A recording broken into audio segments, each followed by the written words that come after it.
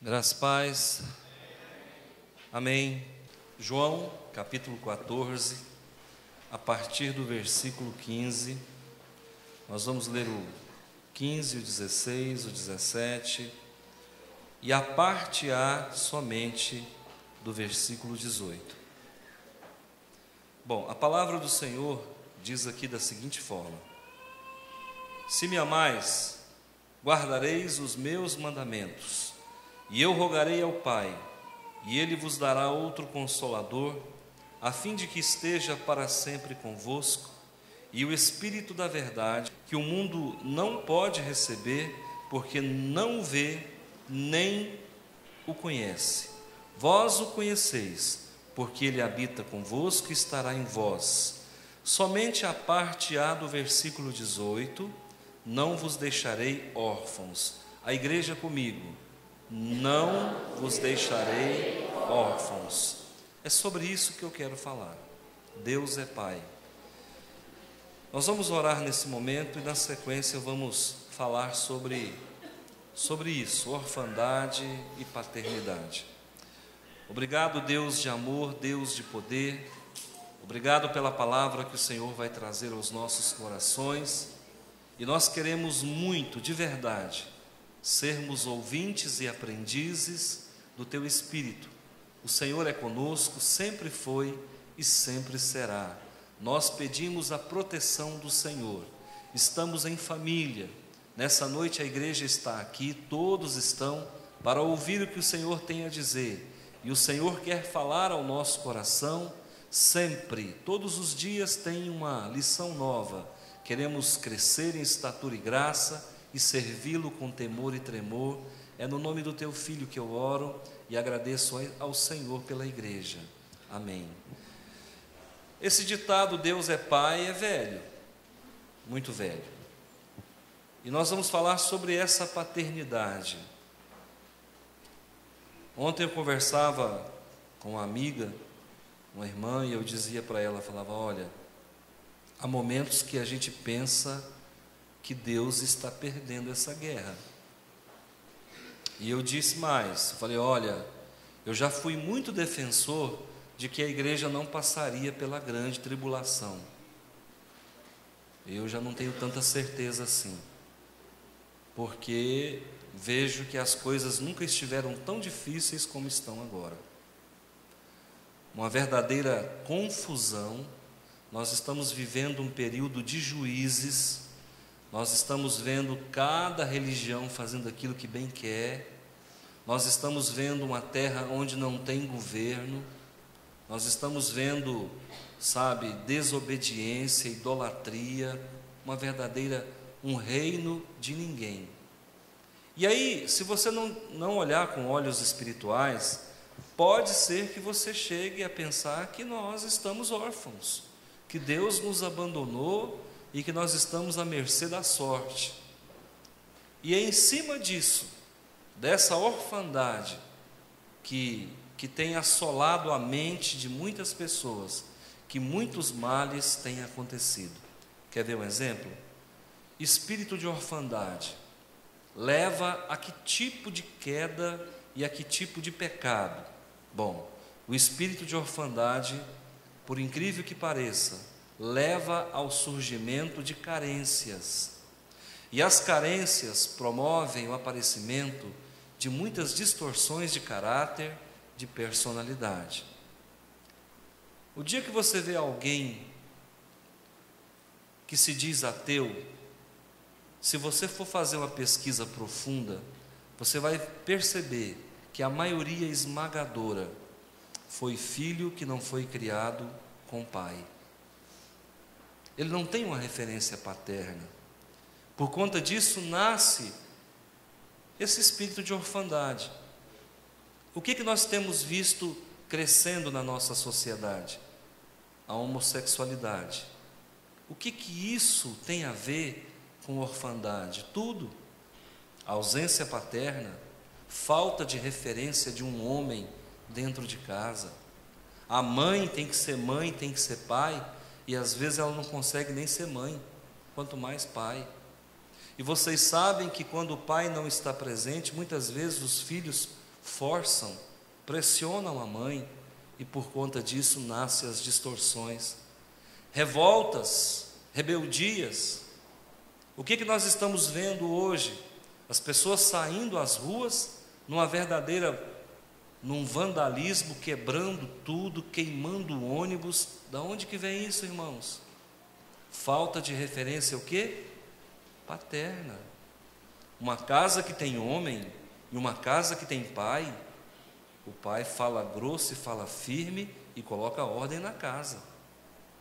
Nós encontramos nos dias de hoje muitos pais que não exercem a sua função de pai, e por conta disso não se preocupa com quem o filho anda, não se preocupa que hora que ele chega em casa, não se preocupa de saber o que ele está acessando no computador, não se preocupa de saber na casa de quem ele vai dormir. Se ele chega com um objeto valioso em casa, ele não quer saber onde que o filho arrumou aquilo. Então, essa ausência paterna gera um espírito de orfandade. Aí nascem as distorções, aí nascem as pessoas que vão fazer coisas que não têm parâmetro. Quando eu era criança, morava em Brasília, eu tinha aproximadamente 11 anos de idade, no ano de 1972, tinha 10 anos. Aconteceu um crime horrível, de uma menina chamada Ana Lídia. Alguém já ouviu falar sobre esse crime? Crime horrível. Essa menina foi assassinada num tempo em que as coisas não aconteciam assim. Hoje é comum ver matar criança, né? Virou banalidade, a sociedade nem se assusta mais com essas agressões às crianças, aos idosos, mas naquele tempo não era comum. E aí, essa menina apareceu mutilada, estuprada, e foi uma comoção. O Distrito Federal inteiro, o Brasil inteiro ficou chocado. Eu tinha 10 anos de idade, e essa menina tinha 10 anos de idade também. Chamava-se Ana Lídia, filha de uma família de classe média, e ficou durante muitos meses a polícia tentando descobrir quem matou essa menina.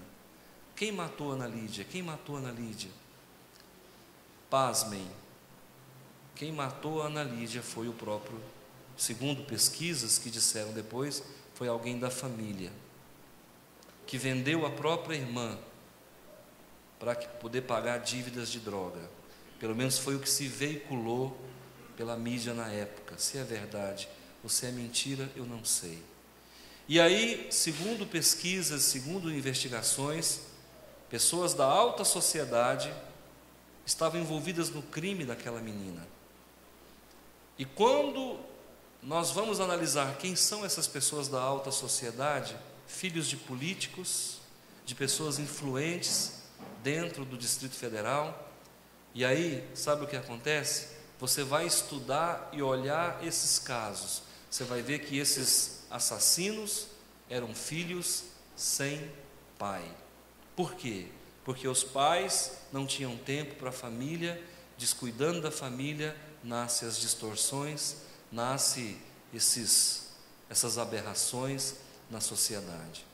Então, você que é pai, você que é mãe, se você é mãe só, seja pai. Fale com firmeza.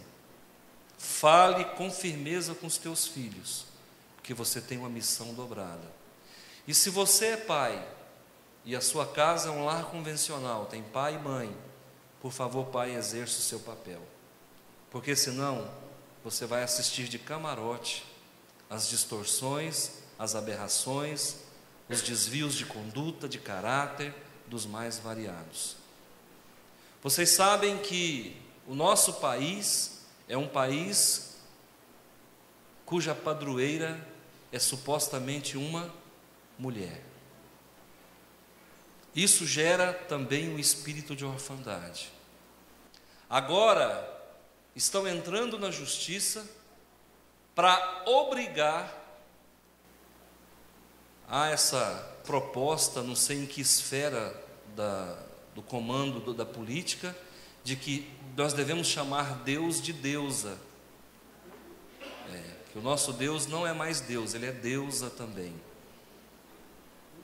E é para chamar Deus de ela. Vocês estão percebendo onde nós estamos chegando? Estão querendo descaracterizar o nosso Deus, porque Deus não tem sexo, então Ele pode ser chamado de ela também. Onde culmina isso? Essa semana vocês viram, dias atrás agora, uma empresa de perfumes muito conhecida no Brasil, fazendo apologia ao homossexualismo. Isso tudo, irmãos, é orfandade, falta de uma referência, falta de uma postura enérgica para polarizar. E me preocupa isso, porque o mundo vai de mal a pior. Eu pergunto para você, esses radicais islâmicos que estão matando lá no Oriente Médio, se você for olhar a história desse povo, esse povo não tem pátria, esse povo não tem Deus e esse povo não teve família. Esses homens bombas, você pode ter certeza que não receberam amor e carinho da sua família. Por isso que a vida deles não vale nada. E por isso que eles amam a morte, porque eles são mortos por dentro. Tudo isso é orfandade. Por isso que é importante nós termos um Deus e sabermos em quem cremos. É por isso que você precisa respeitar as lideranças da sua cidade. Olha, respeito o político, respeito o policial, respeito o professor, respeita o seu pastor, respeita aquela pessoa que tem mais idade do que você. Esses valores morais não podem ser abandonados. Sabe, abaixa a cabeça. Eu sou de um tempo em que as pessoas passavam na porta da igreja e tiravam o chapéu. Eu sou de um tempo em que as pessoas, para falar o nome de Deus, falavam com muita reverência, com muito cuidado. Eu sou de um tempo que as pessoas passavam na porta da igreja, faziam o sinal da cruz, se bem que não precisa disso, mas você vê a espiritualidade da pessoa. E hoje, irmãos, o que está acontecendo? Uma verdadeira confusão mental, uma desestruturação total da sociedade. E aí é onde eu falo para vocês, será, meu Deus, que nós já estamos na grande tribulação? Será que nós já estamos vivendo a ira de Deus? Porque a grande tribulação é também chamado de o dia do Senhor, é o dia da ira de Deus. Deus, Ele está por conta com tudo isso aqui. Eu não vejo mais, irmãos, os milagres sobrenaturais de Deus acontecendo no meio da igreja. Eu sinto que o Espírito Santo está triste conosco. Nós não temos andado de conformidade com a palavra de Deus, por mais que a gente tente. Mas uma coisa eu posso dizer, nós até podemos nos esquecer dele, mas ele não se esquece de nós. E ele continua cuidando de nós e velando por nós. A palavra nos diz isso. Jesus está conosco há 2000 anos e Ele nunca nos abandonou. Quando você fica sabendo que cristãos são assassinados lá na África, lá na janela 1040, lá nos países islâmicos, tá? Deus não está vendo? Deus está vendo. Fique sabendo que o sangue desses mártires que estão sendo derramados em Marrocos, no Iraque, no Irã, na Arábia Saudita, na China, nesses países, no Iêmen, pode ter certeza que o sangue desses homens vai pavimentar o crescimento do cristianismo. Porque ninguém faz mal aos filhos de Deus sem que Deus possa intervir. Essa mesma Roma, que hoje você vê aí dominando a política, a nossa política é romana, o nosso direito é romano, a nossa religião majoritária do Brasil, da Itália e da Europa e parte da América é romana. Essa mesma Roma que exalta tanto Jesus, filho da Maria, foi a Roma que matou os nossos irmãos, foi a Roma que derramou o sangue do povo de Deus. A mesma Roma que derramou sangue é a mesma Roma que agora acaba deturpando as verdades da palavra do Senhor. E eu quero deixar para você aqui que você não é órfão e que por mais que você esteja passando por dificuldade, por lutas, por dissabores, Deus é contigo. Agora você precisa ter certeza disso, você não está só. Uma das coisas que a orfandade provoca no coração do homem é o medo. Pessoas que têm medo, de certa forma, há uma carência dentro de si. O medo, irmãos, é a ausência da certeza de que Deus está contigo. Eu me lembro quando eu era criança, eu tinha muito medo de escuro. Irmão, qual o problema no escuro? Não tem problema nenhum. Quando eu era criança, eu tinha muito medo de quem morreu. O que quem morreu pode fazer para quem está vivo? Quando eu era criança, irmãos, eu tinha muito medo de lugar solitário. E eu vejo que muitas pessoas ficam adultas e continuam com esse medo. É um medo. Medo de quê, irmãos? Nós somos filhos do Deus Todo-Poderoso. E nós não estamos só, de forma alguma. Onde você estiver, Deus contigo estará. Aliás, antes de você chegar em algum lugar, Ele já está lá. Porque Deus é onipresente e Ele está em todos os lugares. Pastor, me dá uma prova bíblica de que Jesus está comigo e eu estou com Ele. Vai lá em João capítulo 6, versículo 37. Você vai ver a prova bíblica de que Jesus está contigo. A segunda parte desse versículo fala assim, aquele que vem a mim, jamais o lançarei fora. Encontraram? Aquele que vem a mim, jamais o lançarei fora. Quem é que veio até Jesus? Levante a mão. Qual foi o dia da sua conversão? Você se lembra?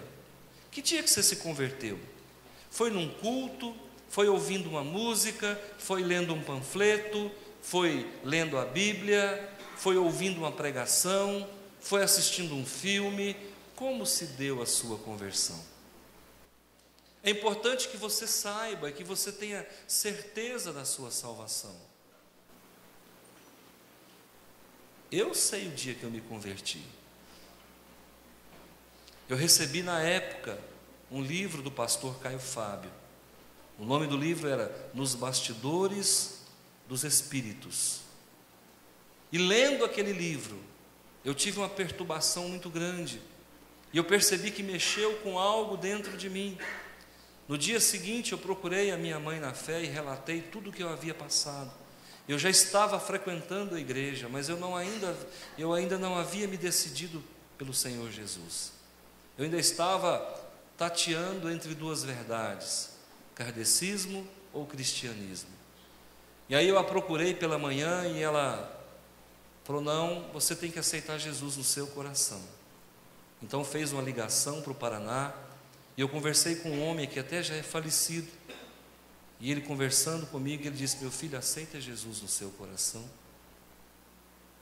E naquele dia eu tomei a maior decisão da minha vida, e de lá para cá, nunca mais fui abandonado por esse Jesus maravilhoso. Que dia foi que você entregou sua vida para Jesus? Se você sabe, escreve isso na sua Bíblia. Como foi que você teve um encontro com Ele? Quando foi que Ele passou a fazer parte da sua vida? E se você foi até Ele, Ele não vai deixar você. O que acompanha uma pessoa que nasceu de novo? Primeiro, vontade de estar na casa do Senhor. Segundo, vontade de ler a palavra de Deus. Terceiro, necessidade de orar. Quarto, estar sempre querendo falar de Jesus para alguém. Se você não experimenta esses sinais, venha hoje para o Senhor Jesus. Não troque o teu culto a Deus por nada. Nada, nem futebol, nada. Porque olha, se você troca um culto desse por um futebol, o teu ídolo é o futebol. E se você sair de lá feliz porque o seu time ganhou, fique tranquilo, amanhã ele vai perder. Verdade. Nós precisamos, irmãos, priorizar as coisas de Deus. Buscar em primeiro lugar o reino de Deus e a sua justiça. Não pare de vir à igreja, não deixe de vir à igreja. Segunda certeza que eu posso ter que eu não estou só. Vai lá em Mateus capítulo 28, versículo 20. Vai marcando esses versículos para você ter segurança de que você é propriedade exclusiva do Senhor. O que vem na cabeça das pessoas? Que o século tem quantos anos? 100 anos. Mas você já percebeu que esse século que Jesus está falando não é século de 100 anos? Porque se for assim, ele nos abandonou no final do primeiro século. E esse século que a Bíblia está falando aí, irmãos, não é o século de 100 anos, mas é a era que nós estamos vivendo. Esse século está falando que ele ficará conosco até que ele volte. E ele volta agora, porque se nós não estamos ainda na grande tribulação, Deus queira que não, mas eu vou dizer para vocês que nós estamos debaixo do portal dela. Deus está conosco, Jesus está conosco na pessoa do Espírito Santo. Pedirei ao Pai que envie outro Consolador que o mundo não conhece, que estará convosco, que viverá em vós. E aonde exatamente que o Senhor Jesus está? Habitando dentro de você. O que te faz vir aqui? Com certeza, é o imperativo da parte do Senhor, que te coloca desejo no coração de estar na presença do Senhor. E o que você recebe quando vem aqui? Uma palavra que alimenta, que conforta. E o que isso promove na tua vida? Um despertamento. Você ouve uma palavra dessa, de que você não está só, não temas, eu sou contigo, não te assombres, eu sou teu Deus. Deus disse para Josué, onde colocares a planta dos teus pés, te darei por herança. Então, queridos, você é especial sim. O diabo não pode tocar na tua vida, a menos que você deixe, a menos que você abra portas, a menos que você dê senha para ele. É por isso que eu digo para a igreja, e tenho pregado uma série de pregações que fala contra o pecado. Qual é a única forma de nós estarmos 100% protegidos? Porque Deus já está nos protegendo. Mas como que eu fecho as portas? Não abrindo porta para o pecado. Vigia a boca, vigia os olhos, vigia os desejos. Cuidado com o desejo, irmãos. Nós estamos vivendo no mundo dos desejos. Isso aqui não é o planeta Terra, não, é o planeta desejo. Aqui todo mundo quer alguma coisa, ou de bom ou de ruim contra você. Então, muito cuidado com essas coisas. Deus está contigo, Jesus na pessoa do Espírito Santo está com você e está comigo. Agora, cabe a nós o quê? Fazer aquilo que agrada o coração do Senhor. Bem-aventurado o homem que teme o Senhor e anda nos seus caminhos. A palavra do Senhor diz, bem-aventurado aquele que não anda no conselho dos ímpios, não se detém no caminho dos pecadores. Sabe, se você é filho de Deus, busque as coisas lá do alto. Sabe, busque o verdadeiro leite espiritual, o genuíno leite espiritual. Cuidado com coisas efêmeras, com coisas passageiras. Muito cuidado, sabe, com onde você põe os seus olhos. Vigia a boca, vigia os olhos, vigia as mãos, vigia todo o seu corpo. Nós temos uma parte física, irmãos, que é dotada de desejos. Nós temos uma parte semi-física, semi-material, que é dotada de emoções. E nós temos uma parte 100% imaterial, que é o nosso espírito, que busca Deus o tempo todo. Quando Jesus disse a carne é fraca, Ele está dizendo, olha, você habita dentro de um corpo que só deseja coisas do mundo. E eu falava ainda essa semana com alguém, eu disse, olha, a pessoa, ontem à noite eu acho, eu disse, olha, a pessoa aguenta ficar a noite toda na balada, mas não aguenta ficar 3 horas em oração. Acho que eu falei para você, não foi? Por quê, irmãos? Porque A carne milita contra o espírito milita contra a carne. A nossa carne só quer coisas do mundo. E aí quando a gente vai para a oração, é um momento de quê? De doutrinamento. É um momento onde você liga-se diretamente com Deus e ali você só participa de coisas espirituais. Por isso que a carne não suporta. Ela é fraca nesse sentido. Então nós precisamos ter essa segurança de que Deus é Pai. Me dá uma terceira prova, pastor, de que Deus está comigo. Vai lá em Hebreus capítulo 13, versículo 5. Olha o que diz a última parte do versículo: de maneira alguma te deixarei, nunca, jamais, o quê? Te abandonarei. Eu não sei como é que está a tua vida. Quem é que tem guardado medo no coração e insegurança? Sabe como é que as pessoas vão para o casamento? Será que vai dar certo? Essa é a maneira correta de se entrar num casamento? Será que o fulano me ama? Será que eu vou conseguir a minha casa própria?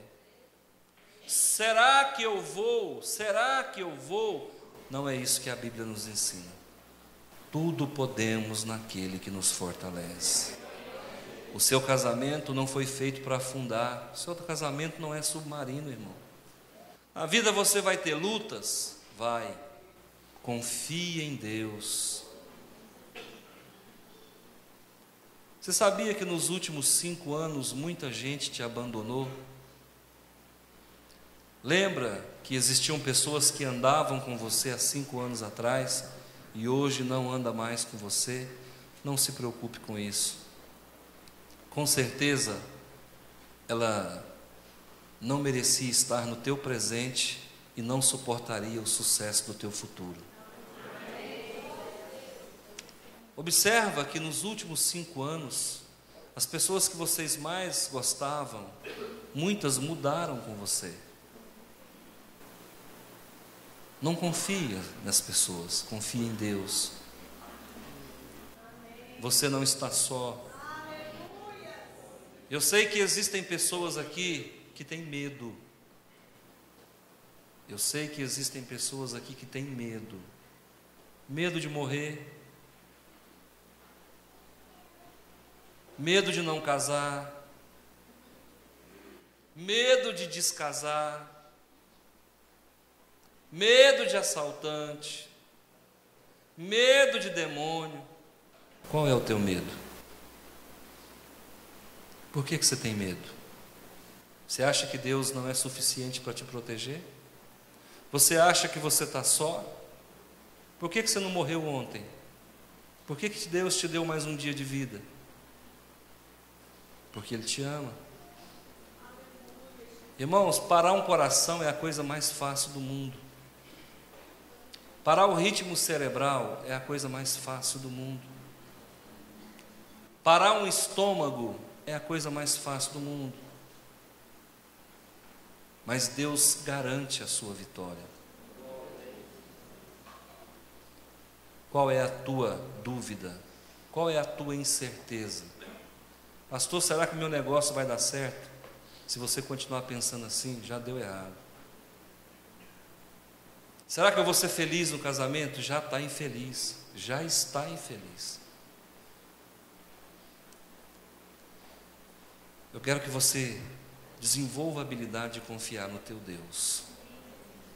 Você vai repetir comigo agora: Senhor, somente em Ti confio. A palavra do Senhor diz: olha, entrega o teu caminho ao Senhor, confia nele, e o mais Ele fará.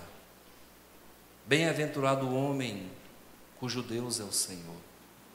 Bem-aventurado o homem que refugia-se em Deus. A palavra de Deus diz que Deus é bom, e bem-aventurado aquele que nele se refugia. Corra para Deus.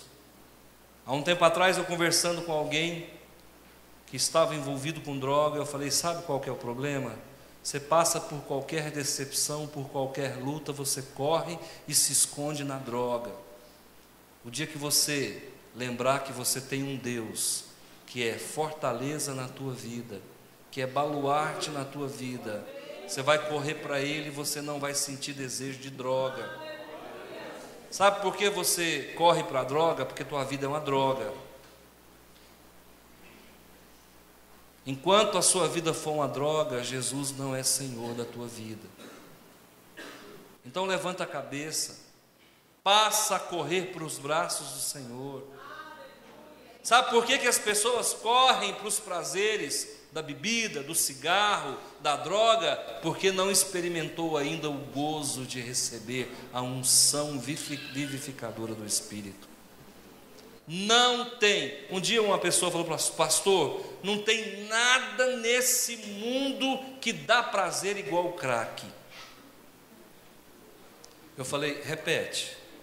Ele disse: pastor, não existe. O senhor conhece qual o prazer mais prazeroso que o senhor já provou? Achei melhor não responder, né? Aí ele disse assim: pastor, não existe prazer mais prazeroso do que o crack, é a maior felicidade do mundo. Eu falei: você já teve um encontro com Jesus? Você já sentiu a presença dele? Você já teve face a face com ele? Então você não conhece o que há de mais prazeroso. Porque na hora que você está com ele, porque ele está com a gente o tempo todo, mas na hora que você está com ele, não tem morte, não tem medo de nada. Você vai morrer agora, você vai partir para a eternidade agora. Você fala: leva-me, Senhor. Quem já experimentou isso? Levanta a mão. Não tem medo, irmãos. Quando você está na presença do Pai, você não tem medo de nada. De repente você começa até a acreditar que não existe morte. Quantas vezes em oração, ali na presença do Senhor, eu falei: mas cadê a morte? Não tem morte. Na presença de Deus não tem trevas. Na presença dEle não tem morte, não tem solidão, não tem carência, sabe? Não tem nenhum tipo de orfandade, porque Ele é tudo na nossa vida. Suba esse degrau da fé. O que te falta? O que está faltando para você ser pleno na presença do Senhor? O problema, irmãos, é que nós somos criados numa sociedade que nos ensina a fazer tudo errado. As pessoas normalmente ensinam: olha, você tem que levantar com o pé direito. Irmão, se eu levantar só com o pé direito, eu estou aleijado de uma perna. Eu levanto com os dois pés todos os dias, irmão. Você precisa ter confiança de que Deus está com isso. Se você pisar com o pé esquerdo no chão primeiro, isso não vai significar nada. As pessoas são guiadas por superstições. Tem gente que, se levantar de manhã e ver um gato preto, aquele acabou o dia. Onde é que está a sua fé? A pessoa, se não ouvir lá Yara Ramos pela manhã, ele não consegue sair de casa. Pessoas ligadas à astrologia, à autoajuda. Eu vejo o crente lendo Paulo Coelho. Pelo amor de Deus, vai ler a Bíblia, irmão. Eu vejo pessoas lendo o Monge Executivo. Vai ler a Bíblia, irmão. Então coloca isso na tua vida como prioridade, e você vai ver que o salário de Deus é bom. Amém? Vou orar por você. Feche os seus olhos. Coloque a tua vida diante do altar do Senhor. Obrigado, meu Deus, por essa igreja, pela presença e pelo cuidado do Senhor, pelo livramento e pela proteção. Tira, Senhor, toda a apostasia da tua igreja. Afasta toda frieza espiritual. Obrigado, Senhor, pela misericórdia e pela proteção. Cada família que aqui está precisa do Senhor, precisa da sua misericórdia, do livramento. Existem vidas que ainda não se entregou ao Senhor Jesus. Existem pessoas que ainda não nasceu de novo, estão vivendo uma vida de orfandade, não tem um Deus como Senhor, não tem um Pai espiritual, vivem crendo em bobagens, em superstições. Mas eu quero que você entregue a tua vida para o Senhor. Abra o teu coração, deixa Jesus entrar na sua casa, no seu coração. Deixa Ele fazer morada com você. Ele quer te dar vida superabundante. Ele quer te conceder proteção, carinho e cuidado, livramento, enchimento. Glorifica os teus filhos, Pai, na pessoa de Jesus. Traz a unção poderosa do teu Espírito, tirando, Senhor, toda a frieza espiritual. O Senhor me revela que muitas pessoas aqui não estão sentindo vontade de vir à igreja. O Senhor me revela que aqui tem muita gente que não tem sentido vontade de vir à igreja. É um esfriamento. Sabe por quê? Porque você diminuiu a sua oração. Sabe por quê? Porque você não tem lido a palavra de Deus. Sabe por quê? Porque você tem se preocupado com outras coisas. Eu oro pela tua vida, meu irmão e minha irmã, que tem se esfriado, que tem se esmurecido. Peça perdão a Deus. Perdoa-me, Senhor. Deixa eu ter um encontro contigo, Pai. Aquece o coração da igreja, Senhor. Fogo do Espírito queima. Fogo do Espírito queima.